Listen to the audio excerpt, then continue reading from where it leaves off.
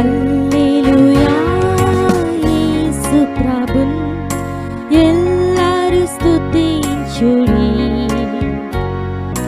వల్లభుని చర్యలను తిలకించి స్తుతించుడి. ఈరోజు మరొక వచనాన్ని మనం చూద్దాం. తిమోతికి రాసిన 2వ పత్రిక 2వ అధ్యాయము 11వ వచనం నుండి కొన్ని వచనాలు ఉత్తర ప్రత్యుత్తరాలుగా చదువుతాం. ఈ మాట నమ్మదగినది ఏదనగా, మనం ఆయనతో కూడా చనిపోయిన వారమైతే ఆయనతో కూడా బ్రతుకుదము.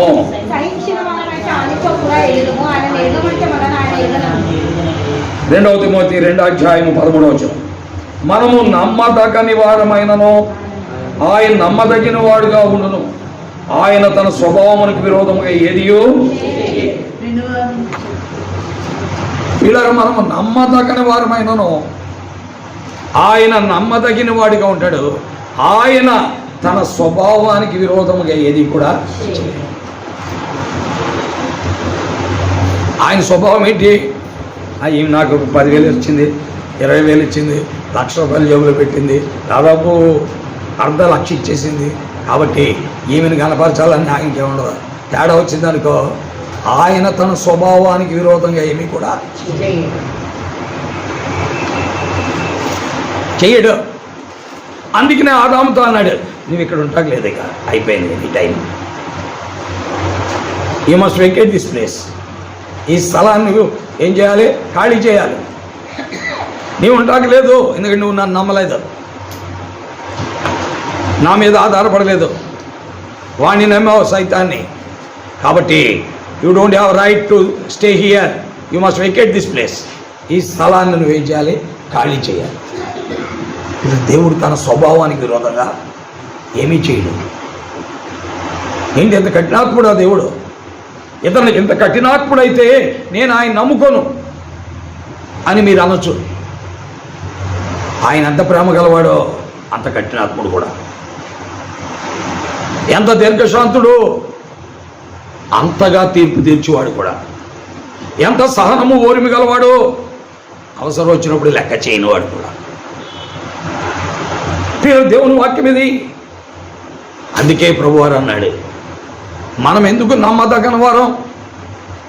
ఏమండి బాబు ఆర్ఎస్, మనం ఎందుకు నమ్మదగిన వారు? సలోమి దగ్గరికి వెళ్ళి వచ్చారు కదా, చెప్పండి, మనం ఎందుకు నమ్మదగిన వారు? ఆర్ఎస్ భార్య చెబుతారు, ఏమ్మా మనం ఎందుకు నమ్మదగిన వారు?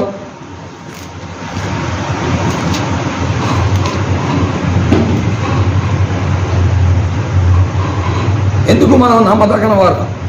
చదవండి, కొలస్సీయులకు రాసిన పత్రిక 2వ అధ్యాయము 2వ వచనం ఆఖరి భాగం మధ్యలో ఒకటి చూడండి. దేవుని మర్మమైన క్రీస్తును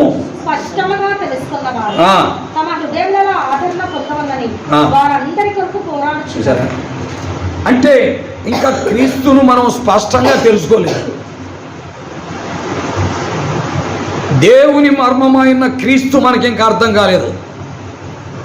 మనకి ఎంతవరకు అర్థమైందంటే, ప్రార్థన చేసుకుంటే స్వస్థత జరుగుతుంది, ప్రార్థన చేసుకుంటే మనకు సీట్ వచ్చేస్తుంది, ప్రార్థన చేసుకుంటే మనకు లాభాలు కలుగుతాయి, ప్రార్థన చేసుకుంటే మన గేదెలు బాగా పాలిస్తాయి, ప్రార్థన చేసుకుంటే మనం చేసే వ్యాపారంలో లాభాలు ఎక్కువగా ఉన్నాయి. అంతవరకు అర్థమైంది. ఈరోజు మనకి 10 గేదెలు ఉన్నాయి, వచ్చే సంవత్సరానికి 20 గేదెలు వస్తాయి. అంతవరకు అర్థమైంది మనకి. అపోస్తలుడైన పౌలు ఏమంటున్నా అంటే, దేవుని మర్మమైన క్రీస్తును స్పష్టముగా తెలుసుకోవాలి. ఆయన అసలు నిన్ను ఎందుకు రక్షించాడో తెలుసుకోవాలి, నువ్వెందుకు మారు మనసు పొందావో తెలుసుకోవాలి, నీవెందుకు రక్షించబడ్డావో తెలుసుకోవాలి, నీవెందుకు రొట్టె ద్రాక్షరసం తింటున్నావో తెలుసుకోవాలి. అది ఒక అలవాటు మాత్రమో కాదు. ఎందుకంటే మీరు క్రీస్తు శరీరంతో ఐక్యమైపోయారు. ఎప్పుడైతే రొట్టె తిన్నారు, ఆ ద్రాక్షరసం తాగారు, మీరు క్రీస్తును ధరించుకున్నారు. ఆ రొట్టె తిన్న వెంటనే ద్రాక్షరసం తాగిన వెంటనే. అవునా కదా? మరి అలా చేయగలుగుతున్నావా? అందుకే ఇంకా మర్మమైన క్రీస్తు మనకు స్పష్టముగా తెలియలేదు. మర్మమైన క్రీస్తు ఇంకా మనకి స్పష్టంగా తెలియలేదు. అలా తెలిస్తే నన్ను బలకి లేపలేదని బాధపడేవాడు ఉండడు, నన్ను పాటకు లేపలేదని బాధపడేవాడు ఉండడు, నన్ను నా చేత ఏ పరిచర్య చేయించకుండా నన్ను పక్కన పెట్టేశాడని బాధపడేవాడు కూడా ఉన్నాడు. ఎందుకంటే మర్మమైన క్రీస్తు అర్థమైనప్పుడు అసలు వేరే ఆలోచనలు తావు ఉండదు. మర్మమైన క్రీస్తు అర్థమవటం అంటే బల్లకి లేచి ఇతర వ్యక్తులకి రొట్టె పంచడం కాదు.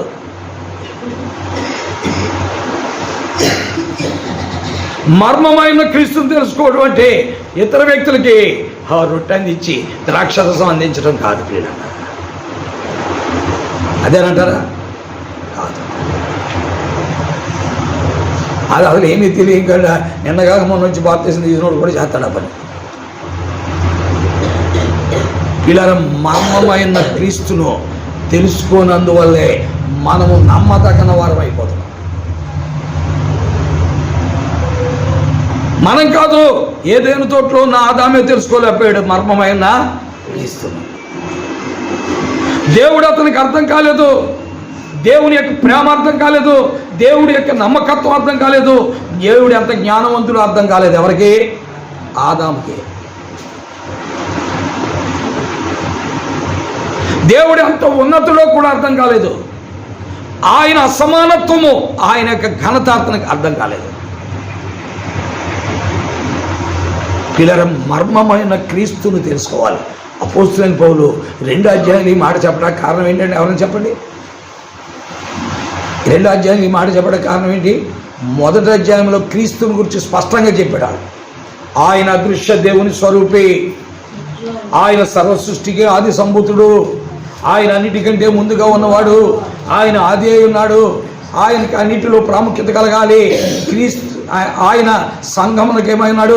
శిరస్సు అయి ఉన్నాడు. ఎన్నో విషయాలు చెప్పాడు క్రీస్తుని గురించి. వాళ్ళకి ఇంకా అర్థం కాల. అసలు ఆ ప్రసంగమే అర్థం కాల, ఆ బోధే అర్థం కాల. అర్థమైతే ఈ 2 అధ్యాయంలో ఈ మాట ఎందుకు చెప్తాడు? ఆ బోధే వాళ్ళకి అర్థం కాలేదండి. దేవుని వాక్యంలో మనం చూస్తుంటే ఆయన పరలోకములో ఉన్నవి భూలోకములో ఉన్నవి ఎలా సమాధానపరిచాడు అనే విషయం కూడా వాళ్ళకి చెప్పాడు. అది 19వ వచనం. దేవుని వాక్యంలో 1 అధ్యాయం 19వ వచనంలో మనం చూస్తున్నాం. 21వ వచనంలో 20వ వచనం చాలు. కాబట్టి ఈ రకంగా ఎన్నో విషయాలు 1 అధ్యాయంలో చెప్తే పౌలు ఇంకా వాడికి అర్థం కాకపోయేటప్పటికీ 2వ అధ్యాయం 2వ వచనంలో ఏమంటున్నా అంటే మనం చూస్తున్నాం. చదవండి ఏమన్నాడు? 2వ అధ్యాయం 1వ వచనం. మీ కొరకును నేను ఎంతగా పోరాడుచున్నానో మీరు తెలుసుకుని కోరుచున్నారు. సంపూర్ణ గ్రహింపు యొక్క సకల ఐశ్వర్యం కలిగిన వారై దేవుని మర్మమైన క్రీస్తును తెలుసుకోవాలి. ఎందుకంటే మర్మమైన క్రీస్తు అర్థమైంది అనుకోండి. ఎందుకంటే క్రీస్తు ఈ భూమి మీదకి వచ్చింది ఎందుకు?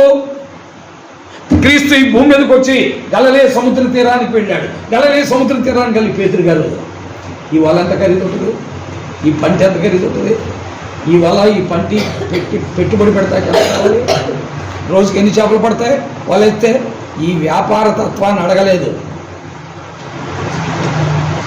మనం చేద్దాం పని. ఎందుకంటే మర్మమైన క్రీస్తు మనకు తెలియలేదు కాబట్టి. మర్మమైన క్రీస్తు మనకు అర్థం కాలేదు. మనమే కనుక ఆ ప్లేస్లో ఉంటే మనం వెంటనే ఆ గలిలయ సముద్ర తీరానికి వెళ్ళి అయ్యా చేపల వ్యాపారంలో ఎంత ఆదాయం వస్తుంది, ఎంత లాభం వస్తుంది, ఎంత కష్టపడాలి, ఎన్నింటికి రావాలి, ఇవన్నీ అడుగుతాం. యేసుప్రభు అడిగాడా? కావండి, యేసుప్రభు అడిగాడా? గలిలయ సముద్ర తీరానికి వెళ్ళి నాకు కూడా రండి, నేను మిమ్మల్ని మనుషులను పట్టి జాలర్లుగా పైనున్న వాటిని గురించి బోధిస్తున్నాడు. మరలా ఇంకా కొంత దూరం వెళ్ళి జబదయి కుమారుని చూచామన్నా అంటే మీరు రండి, నేను మిమ్మల్ని, మీరు నన్ను వెంబడించున్నాను. 19వ వచనంలో పిల్లలు ఈ రోజున మనము బాప్తిజం పొందాం, మారుమనసు పొందాం, రక్షించబడ్డాం, రొట్టె ద్రాక్ష తిన్నాం. అసలు క్రీస్తు మర్మం మనకు అర్థం కాల, క్రీస్తు ఎవరో మనకు తెలియలేదు. అందుకే మనము లోకస్తులు ఏదైతే పని చేస్తున్నారో అదే పని మనం కూడా చేస్తాం. లోకస్తులు ఒక ఇసుక తెప్ప దగ్గర కూర్చున్నాడు అనుకోండి, ఏమంటే ఇసుక అమ్మితే రోజుకి ఎంత లాభం వస్తుందని అడుగుతారు. ఒక వ్యాపారస్తుడు సిమెంట్ దగ్గర కూర్చున్నాడు అనుకోండి, దీనిలో ఎంత లాభం కలుగుతుంది, అసలు డీలర్ ఎంతకి ఇస్తాడు, దీనిలో ఎంత వస్తుందని అడుగుతాడు. మర్మమైన క్రీస్తు ఇంకా మనకు అర్థం కాలేదు. అది మనము తెలుసుకున్న వారమైతే ప్రభువుని మనం ఏం చేయగలం? పౌలు యొక్క భారం అంతా ఏంటంటే మర్మమైన క్రీస్తుని తెలుసుకోవడం. ఈ రోజున అలాగున బోధకులు మార్చేవాడు ఎంతమంది ఉన్నారు. అలా మార్చినోడే ఆహాబు. నాకు మికాయా వద్దు, మికాయా నాకు వద్దు, నాకు వేరే ప్రవక్తలు కావాలి. అతడు ఎప్పుడు నాకు విరోధంగా చెప్తాడు,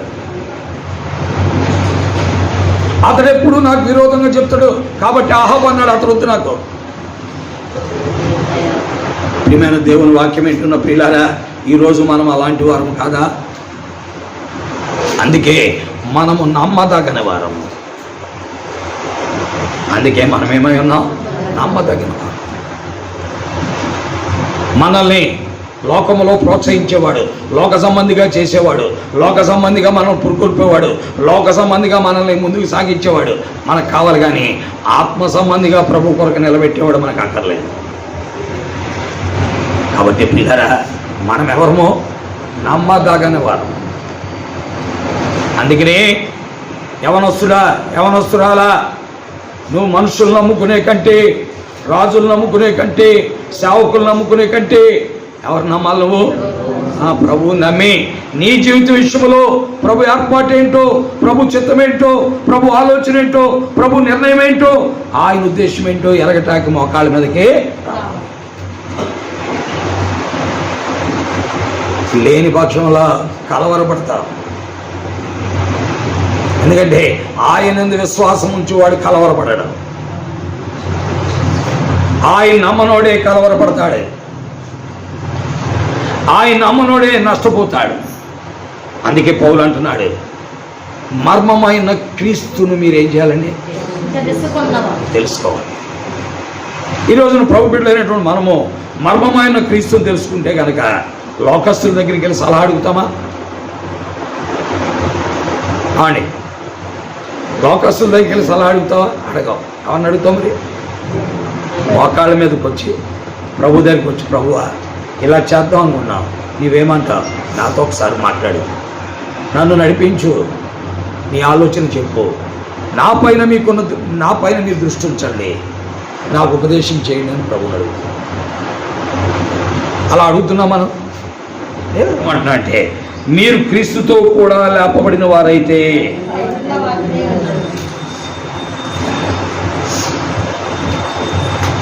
ఈ రోజున సేవ చేస్తున్నాం మనం. నాలాంటి పరిచర్య అనేది భూమి మీద పరలోకంలోనే, ఏమండి? భూమి మీద పరలోకంలోనే.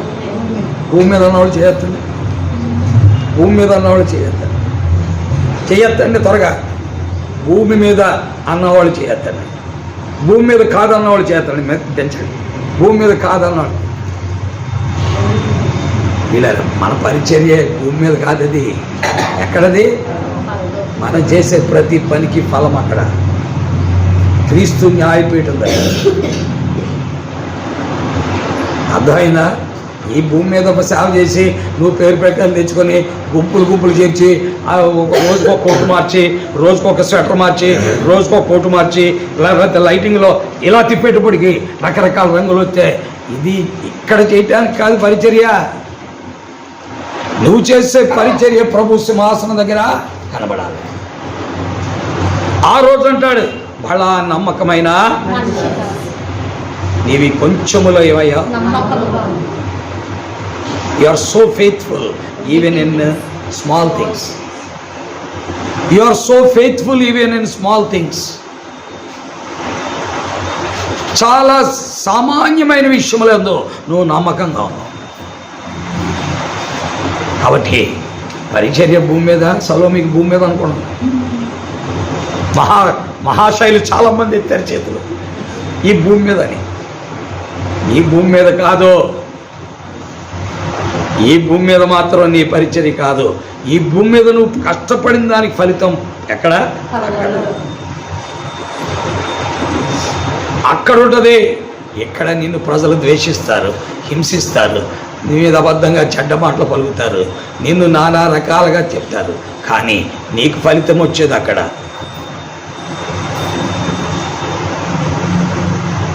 పరలోకమందు మీ ఫలం ఏమవుతుంది? మత్తయి సువార్త 5వ అధ్యాయంలో మనం చూచాం కదా. జనులు మిమ్మల్ని నిందించి, హింసించి, అబద్ధముగా మీ మీద చెడ్డ మాటలు ఎలా పలుకున్నప్పుడు మీరు ధన్యులు, ఆనందించండి. పిల్లరా, అందుకే మనము దేవుని కొరకై నమ్మకంగా పనిచేయాలి. 90%, 100% నువ్వు నమ్మకంగా పనిచేసినా నువ్వు నమ్మదగిన వాడివే. 100% నువ్వు నమ్మకంగా పనిచేసినా నువ్వు నమ్మదగని వాడివే. నేను నమ్మకమైన వాడిని నేను ఎంచుకోవడానికి వీల్లేదు. అందుకే పౌలు అన్నాడు, మనము నమ్మదగని వారమైనను ఆయన నమ్మదగిన. దైవజనుడైన 20 భగత్ సింగ్ గారు ఎంతో కష్టపడ్డాడు. మామూలుగా కాదు, అసలు నిద్ర ఉండేదో లేదో కాదు, చాలా కష్టపడ్డాడు ఆయన. అసలు ఎంతో కష్టపడ్డాడు. అలాంటి వాళ్ళు చూసేమని అలాంటి వాళ్ళకి కూడా నేర్చుకున్నాడు.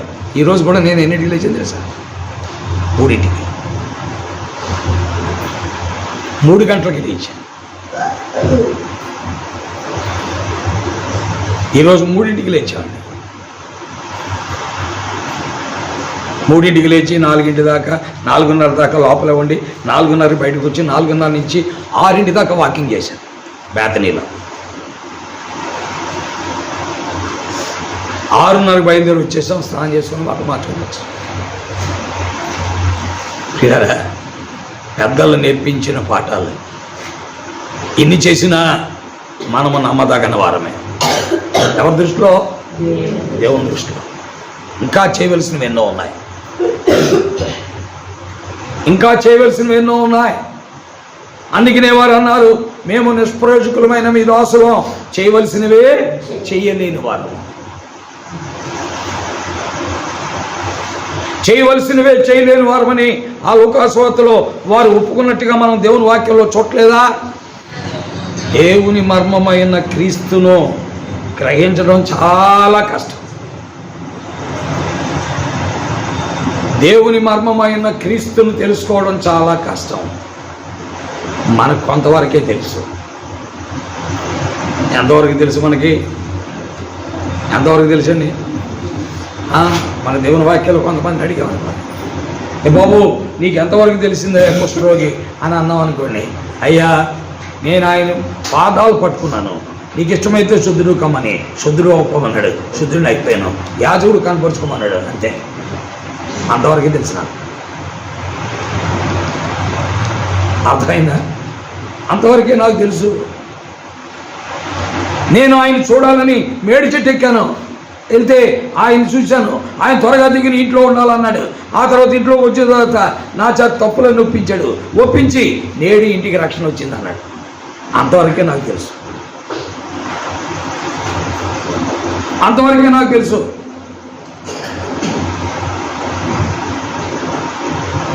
నా దగ్గరికి పని కట్టుకొని వచ్చాడు.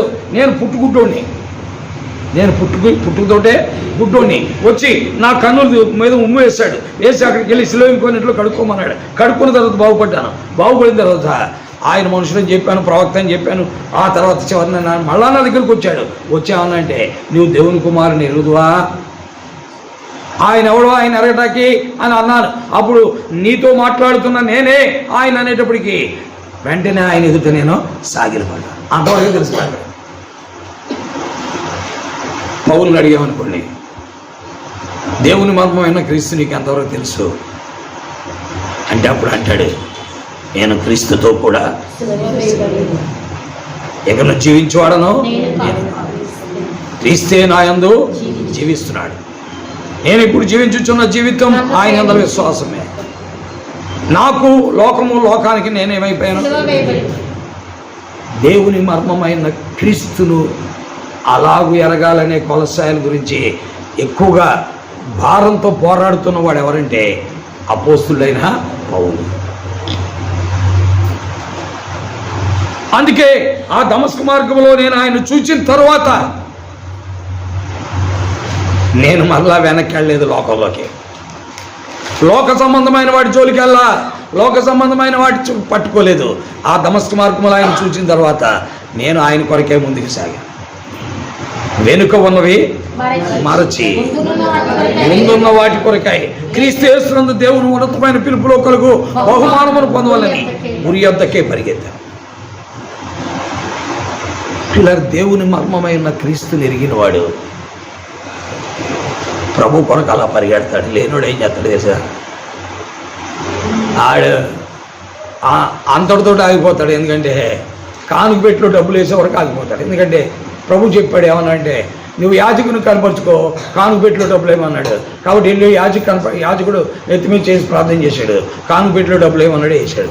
అలాగే ఈ రోజున విశ్వాసులమైన మనము కానుక పెట్టిలో డబ్బులు వేసే వరకు ఆగాం, వచ్చాం.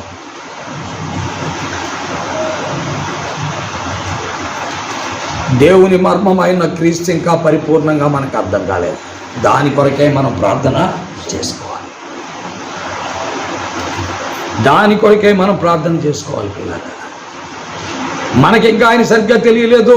దెయ్యాలకు తెలిసిపోయినాయి. దెయ్యాలు ఏమన్నాయి తెలిసి యేసు ప్రభుని, నీవెవడవో నాకు తెలియను, నీవు దేవుని పరిశుద్ధుడు అన్నాయి. ఎక్కడన్నాయి? మార్క్స్ 1వ అధ్యాయంలో ఏమన్నాయి చదవండి. నీవెవడవో నాకు తెలియను అన్నాయి. ఏమంటున్నాయి చదవండి. విశ్వాసులకు తెలియని దెయ్యాలకు తెలిసిపోయింది. పిల్లరా 23వ వచనంలో 24లో మనం చూస్తున్నాం. ఏమంటున్నారు చదవండి. వాడు నజరేయుడు యేసు మాతో నీకేం పని, నీవెవడవో నాకు తెలియను, నువ్వు దేవుని పరిశుద్ధుడు, నీవెవడవో నాకు తెలియను. దేవుని మర్మమైన క్రీస్తు దెయ్యాలకు తెలిసిందండి. ఈ రోజున విశ్వాసులకు తెలియదు. అమ్మ భాగ్యులంతా తెలిసిందా? చేరు వచ్చిన బిడ్డలారా, మనకు తెలిసిందా? ఆలోచించుకోవాలి.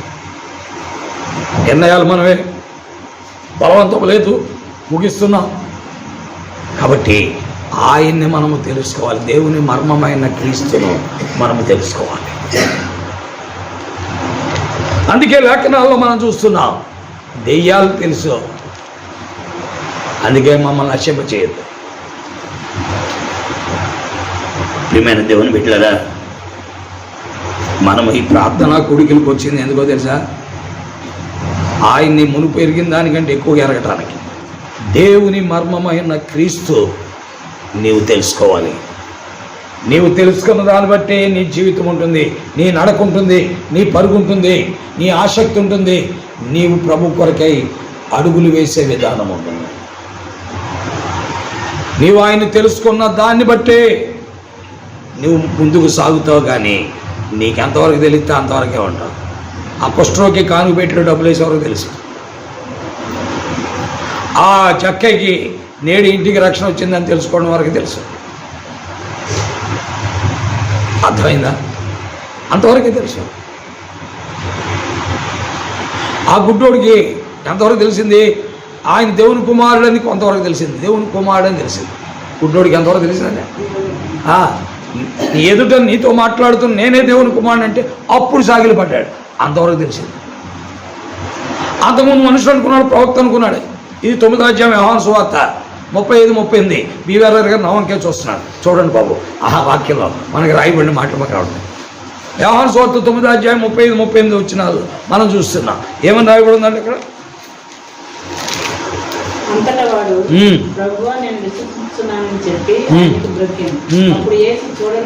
చూసారా? అంటే అంతవరకే తెలుసు దేవుని కుమారుడని అప్పుడు ఎదిగారు.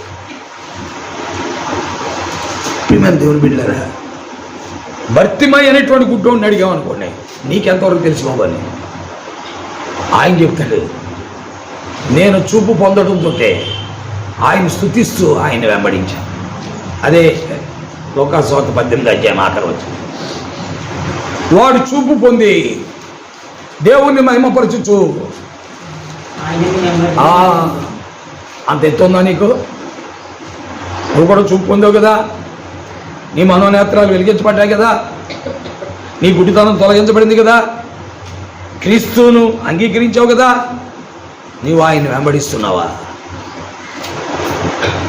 భర్తిమయ్యి దేవుణ్ణి మహిమపరచుచు ఆయన వెంబడిస్తున్నాడు. 9 మందిని మనం చూస్తుంటే వారు శుద్ధులై వ్యాపారానికి వెళ్ళారు, ఒక్కడ మాత్రమే అనుకొచ్చాడు. అందుకే ప్రభు అన్నాడు, వాడితే ఏమన్నాడంటే 10 మంది శుద్ధులైన కదా అంటే వీడొక్కడే కాదు, వాళ్ళు 9 మంది శుద్ధులు అవడం కూడా నేను చూశానయ్యా. వేరే వాళ్ళు 9 మంది ఏమయ్యారంటే అతను ఏమన్నాడు చదవండి, 10 మంది శుద్ధులైన కారా.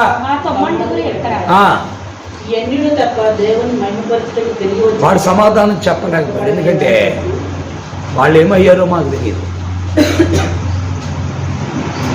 అంటే వాళ్ళకి దేవుని మర్మమైన క్రీస్తు తెలుసుకోలేదు. స్వస్థత మాత్రం పొందారు, లాభం మాత్రం పొందారు, లాభం అనుభవించారు, వారికి మేలు పొందారు, కానీ మర్మమైన క్రీస్తు తెలియలేదు. వీడికి తెలిసిందే కొద్దిగా. ఎంతవరకు తెలిసింది? పరిగెత్తుకొని వెనక్కి వచ్చి రోడ్డు మీద మోకరించి ఆయన ఆరాధించింది తెలిసింది. దేవుని స్తుతించుడి, హృదయమును వెలిగించిన యేసుని స్తుతించుడి.